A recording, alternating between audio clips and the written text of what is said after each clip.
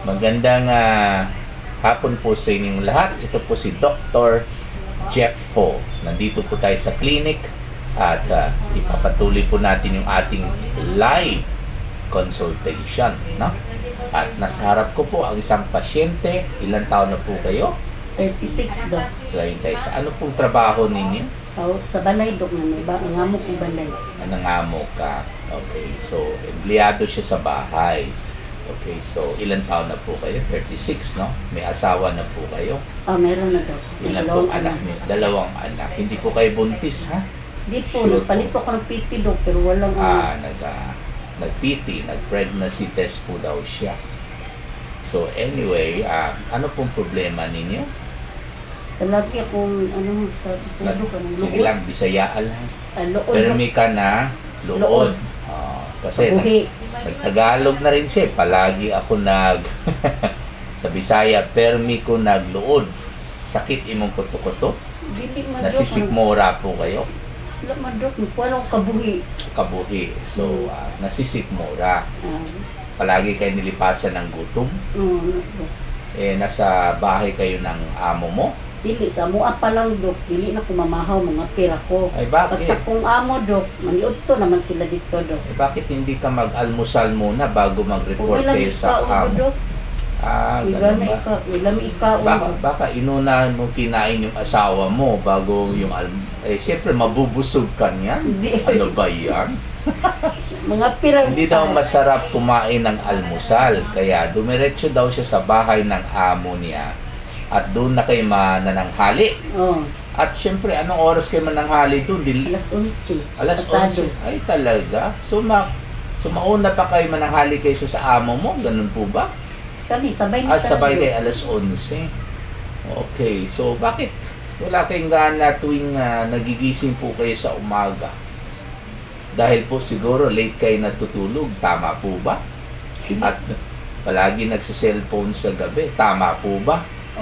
Tama. Anong oras po kayo natutulog sa gabi? Mga 11 or Naku. 12. Ano na naman yan? Naku, palagi ko sinasabi ito sa mga pasyente. Pag kayo po'y natutulog ng alas 11 ng gabi o kaya hating gabi, alas 12, alam po ba sino kasama ninyo? Alam pa po ba ninyo na sino nasa loob ng katawan ninyo?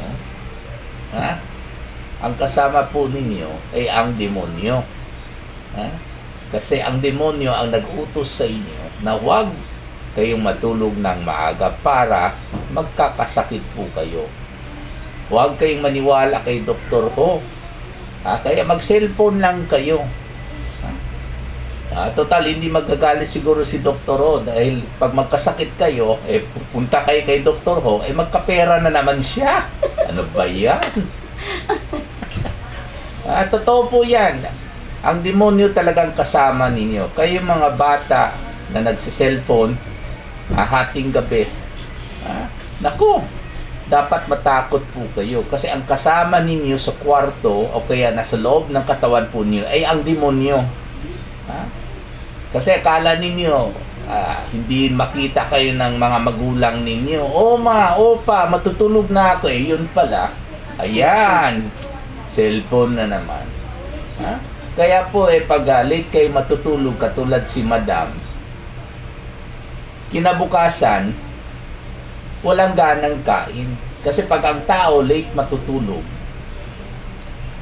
kinabukasan, ang adrenaline level sa katawan ay mataas pa. Kasi habang nagse-cellphone, dahil po ito'y exciting, naka-excite sa katawan natin, lumalabas yung adrenaline, which is isang chemical na pinoproduce ng adrenal gland natin sa katawan para magiging alerto tayo, para makafocus po tayo sa ating pinapanood sa cellphone. Masama po yan pag late kayo matulog dahil yung adrenaline ay mananatiling medyo mataas pa po. Although bumababa yan habang natutulog. Pero pag gising sa umaga, dahil late kayo natulog, hindi pa po masyado mababa yung adrenaline level sa katawan ninyo. paggising ninyo ng alas 6 ba? Oh, Dok. Alas 6. Oh. Wa pa alas 6, Dok, mata na. Mata na dapat. Gising na dapat siya. Oh, so, ano effect ng adrenaline sa ating katawan paggising sa umaga? Na dapat po, halos mababa na po yung level pag maaga tayo matulog. Pero pag medyo mataas pa, dahil nga late matulog, dahil nga sa cellphone, anong effect ng adrenaline sa ating katawan, lalo sa ating bituka? Ha? Anong koneksyon ng adrenaline sa walang ganang kain? Ito po yung koneksyon. Ang adrenaline kasi, nagpapahina ng galaw ng bituka.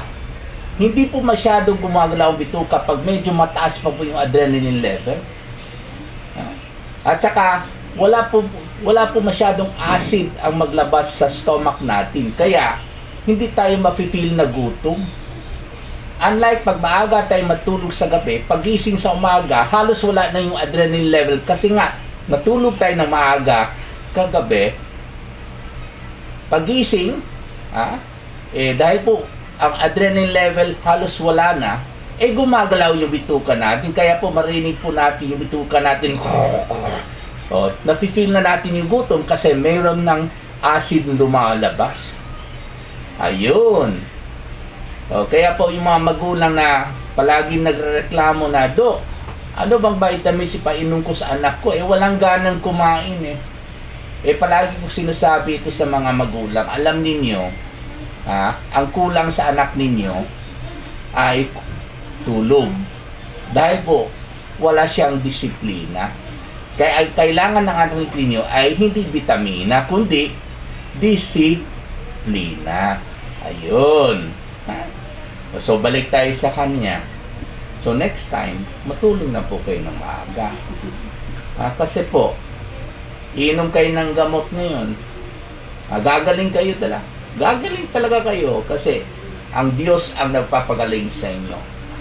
Pero pagdating sa gabi, wala nang Diyos sa katawan mo. Wala nang Diyos sa paligid mo, kundi si Satanas. Pag late pa rin kayo matulog. Bakit sinasabihan kita tungkol dito? Kasi pag gagaling kayo sa gamot at patuloy pa rin kayo walang disiplina, babalik na naman yung hyperacidity ninyo. Babalik naman ang walang ganang kain. Okay? So, kailangan matulog po kayo ng maaga. Nasisikmura kayo, meron bang yung pinipiga? Pinipiga pa yung bituka ninyo? Umaaray ba kayo ganun? Agay, tapos mawawala, tapos mamay agay, ganun po ba? Hindi. Meron rin ganyan. Dumidigal po kayo ng maasim. Napisay na Dok, sukagan ko. Pagising sa umaga, anong ininom ninyo? Kape kaagad? O gatas lang kaya? O gatas ng asawa mo? Hindi, joke lang. Malit po ko Dok. Kasi sabi mo, kinain mo yung asawa mo, di ba? Kaya wala kang ganang kumain, di ba? Hindi, joke lang. Okay lang Dok. Anong ninom ninyo tuwing nagigising kayo? Wala. Dok, pagising ko lang Dok, kasi kaso ko sa kong anak ng estudyante. Okay. So wala kayo ininom. Pag human niya Dok, alas 7 pasado, dira na kuminom kape. Ayun. Na hindi kayo nag-almusal. Pili Dok, Ay, no. para sa midpan. Pero, kape Pan. at saka pan, yun ang almusal po niyo. Pero inuna po niyo yung kape ninyo. Bawal po yan. Okay, for 7 days, wag muna kayong magkape kasi nasugatan po yung sikmura ninyo, nagasgas dahil po sa pinabayaan ninyo yung acid sa loob ng sikmura ninyo. Okay, kasi hindi kayo kumain ng maayos. So, wag muna magkape. Kahit gatas Dok. Sa gatas naman po, payagan kita, although alam naman natin ang gatas hindi na po uso ngayon. Hindi katulad ng dati, uso masyado ang Alpine pag nasisikmura. Pero ngayon, hindi na po totoo yung gatas kasi sinabi ko na po sa yung previous video natin na ang gatas po kasi may amino acid. Yung amino acid, hindi yung maasim, yung amino acid, isang component ng gatas na pwede magparami ng acid sa bituka ninyo. Because amino acid in the milk will stimulate gastric hydrochloric acid secretion. Ha? Dadami lalo yung acid. Kaya hindi na po uso ngayon ang gatas. Pero between coffee and milk, okay, payagan na lang kita sa gatas kaysa naman yung kape. Ha?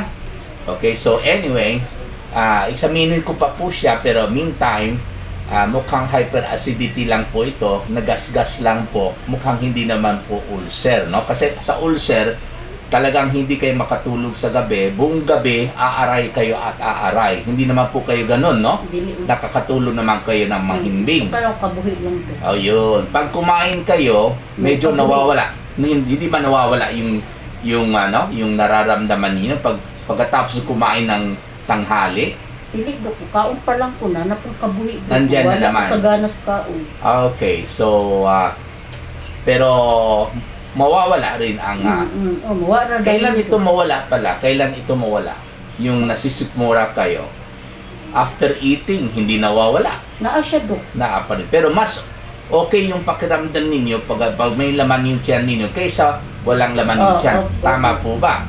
Tama po. Tama, Dok. Okay, so maaaring gasgas lang po ito or acute gastritis dahil po sa hyperacidity, dahil po sa late kumain, dahil po sa late matulog, dahil po sa cellphone, dahil po sa walang disiplina, dahil po sa demonyo o satanas. Okay?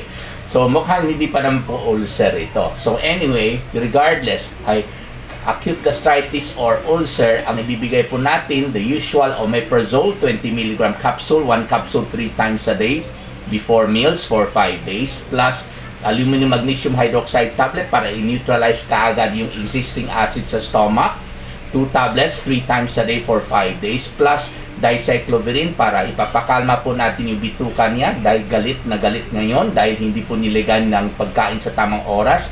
Dicyclovirin 2 tablets 3 times a day for 5 days, no? Before meals po yan. Maraming salamat po. Salamat.